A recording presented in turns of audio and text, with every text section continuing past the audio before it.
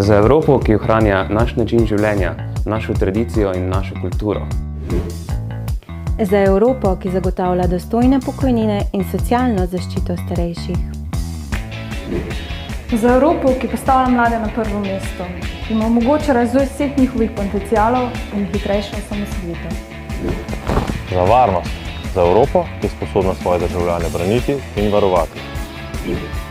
Za Evropo, ki ohranja kvaliteto življenja, zdravje v vseh življenjskih obdobjih. Za Evropo, kjer imamo vsi enake možnosti, da uspemo in si zagotovimo svetlo prihodnost.